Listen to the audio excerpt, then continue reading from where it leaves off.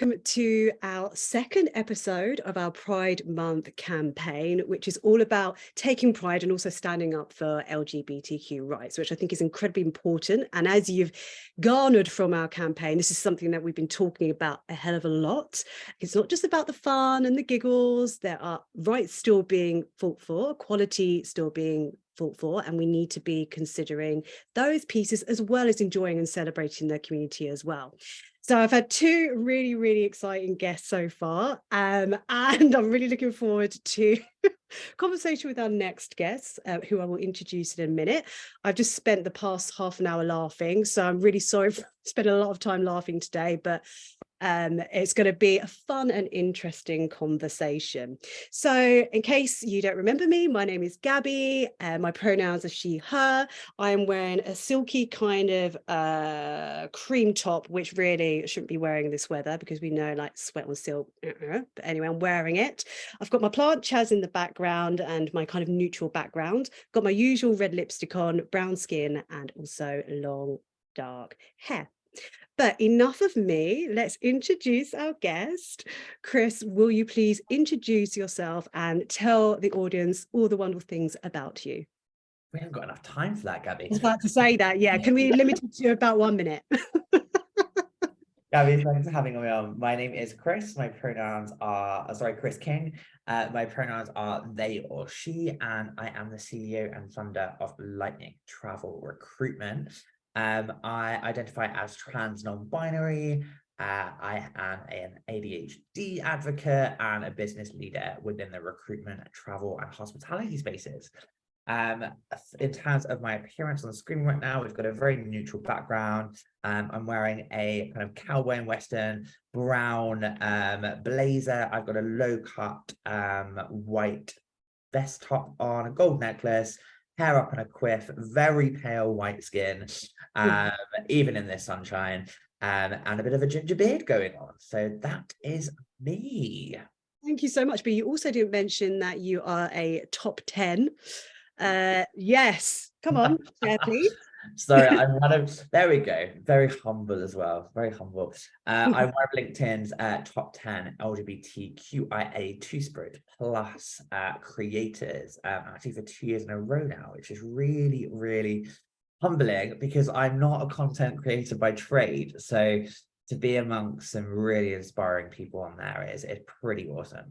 Introduced yourself and your preferred pronouns as she at the beginning, and I know that a lot of people watching would have some questions around that, which I did as well. I wanted to check with you what that actually meant. So would you mind sharing what your kind of pronouns mean and they, she, etc.?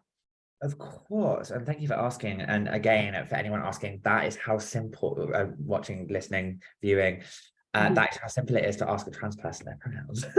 You don't have to overthink it. Life lesson 1, there you go. My pronouns are they and she. For anyone with multiple pronouns, not for everyone, because again, everyone is unique. The one that is put first is your preferred pronoun, and the one put second is also totally acceptable and fine and won't get offended.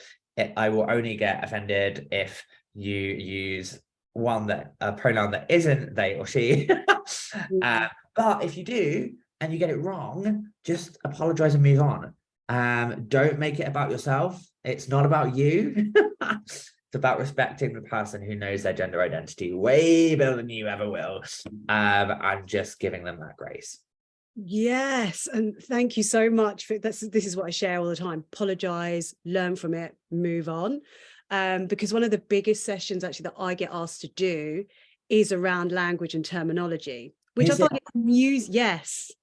which I find is amusing because I'm like, right, I know where that's coming from. Why you're worried about that rather than being worried about the actual experiences of people with different identities. Really, that's the bit you should be looking at first, and the rest will make more sense. But it's more like we just want to know what to say, what's right and wrong, because we don't want to get dragged, basically.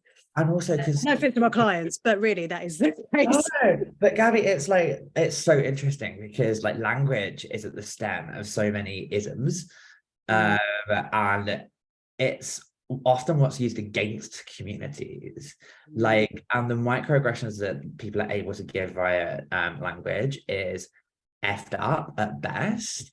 Like I've got one client that keeps, like, when referring to the Black community, using a lowercase b, and I'm like, look, it's really not a hard change to make. Like, can we please? But also when it comes to language, it can make such positive change, difference to people's lives.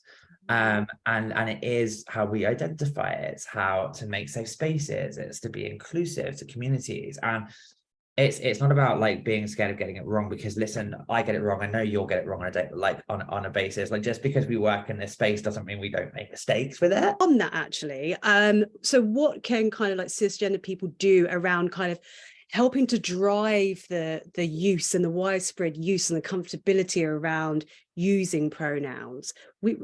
I feel like we should be driving this effort, and I don't think we are. So there are things that we can do to drive this. Yeah, I mean, I guess I just wanted to kind of acknowledge something before jumping onto that. It just come to my brain, and I'm gonna say it. I think for cisgender people, the biggest thing I get set. Let me start this sentence again. It's my brain going down 10 narratives right now. ADHD. I've got 10 lanes. Let's pick one. The biggest thing right now to acknowledge for me is that we can't expect as a community, cis allies, whether they're self-proclaimed or have history of doing it, to get behind us if there is so much infighting amongst our own community and in terms of the LGBT community. And I'm just going to say it. I'm just going to say it. Like, there's certain communities within the LGBT community that are just not getting behind the trans community right now.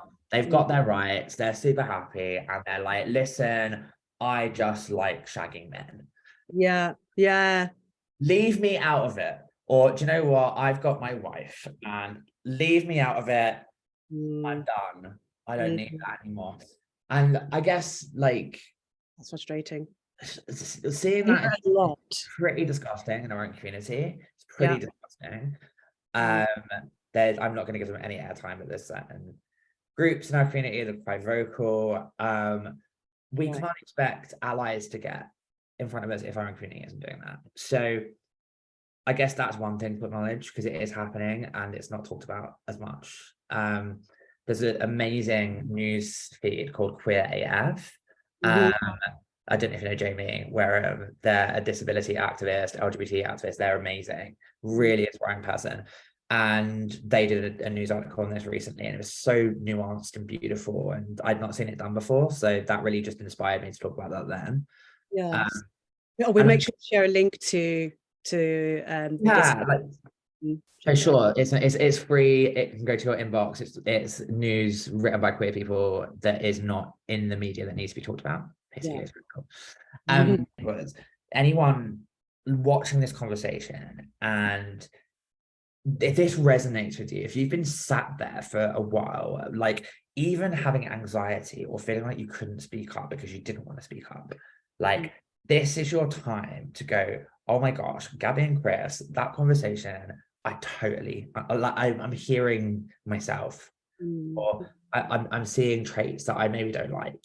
And maybe I have been too passive in this because I didn't realize that I could make a change. Like, one of the biggest questions I get asked is, how do you get into ED&I? How do you do it? Yeah. Do you? All the time. People want to get into it, but they're too scared. They're like, can I do a course? Well, actually, yeah, you can actually do a university degree, but I don't know anyone who does. The kids coming up, they're definitely going to have degrees in it. We don't have degrees in it. No. But we use our lived experiences. We actively talk, and you know what we do. We do lots of things. We try and create change. Yeah, we try and create change. We learn every day. I do these video interviews as well and learn so much about other people. We're not just about amplifying our own voices, other people's. But if you are in a company and there is a bit of a toxic culture going on, you are seeing stuff that you don't like, you've not got equal rights in that business, stand up and be counted, especially if you've been there for a while and your voice carries a bit of weight. If you if you have got something that you want to speak out about on LinkedIn, speak out about it.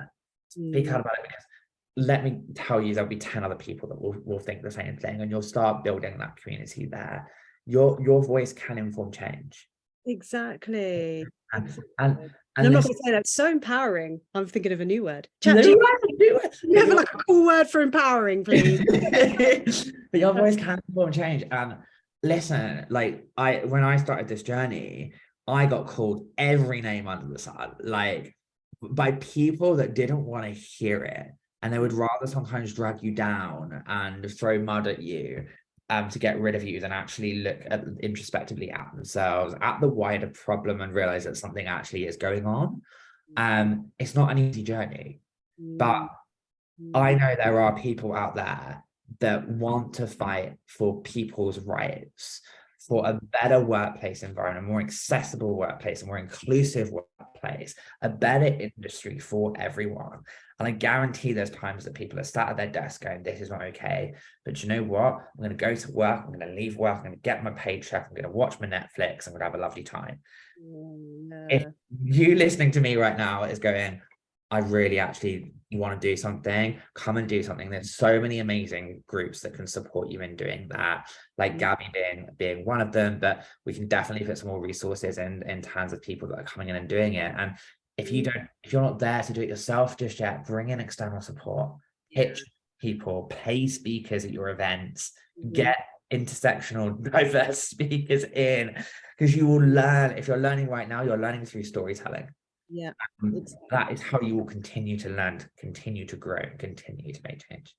I love that. And I have had people pop up in my DMs who will explain a scenario or a situation and be like, how can I address it? This is how I feel, but how can I address this so that I'm taken seriously, and that I feel confident addressing it in a professional way. I'm like, great, that's a great first step at least, and we can talk through it. But you're making that step at least to start to want to say something, to want to address something, rather than going, oh, I didn't like that, but oh well, and then carrying on with your day. So yeah, I really, it's such a great place for you to end on, actually, because I think everything that you said is really important. And I think we do need to take a bit more time to look within ourselves, look at the world around us, not just staring at our screens and our laptops, talking to people, talking with communities that are different to our own, with individuals that are different to ourselves, and getting our humanity back, which I'm saying a lot at the moment is about getting our humanity back, because we've become so, I don't know where we are, in all honesty. I don't know where we are. I feel like it's disappeared, humanity. It's very odd. We've lost our why, haven't we? We've all lost our why a little bit as a human race. It's just like, why? Why are we doing this? Why did we do this? What are we doing that for? Yeah. And how does this make me feel? And how do I want to be, not how do I want to be remembered, but when I'm on my deathbed, not that I think about it a lot, I do want to think, what have I done to make a difference in this world, where it's to one person or groups of people or a whole industry? It's not just about me. What did I do? I'm like, how have I made a difference? And I encourage other people to do the same, whether that's growing the biggest marrow in your allotment or whatever it is. You made a difference. Yeah, I mean, the real question you need to be asking yourself is, what am I wearing, and is the lighting good? Like, they're always. Always. Oh, well, we should leave it there.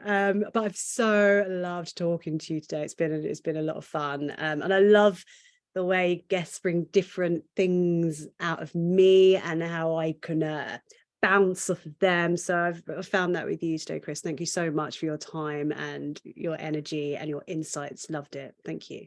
It's been one of my favorite interviews, Gabby. Thank you for everything you do. Thank you for the platform, and keep me updated on the Empower tagline. It's going to be in my dreams tonight, and it will come to me in my sleep as well. And I'll wake up and go, got it. So that's continued there, 100%. I like it. Oh, thanks, Chris.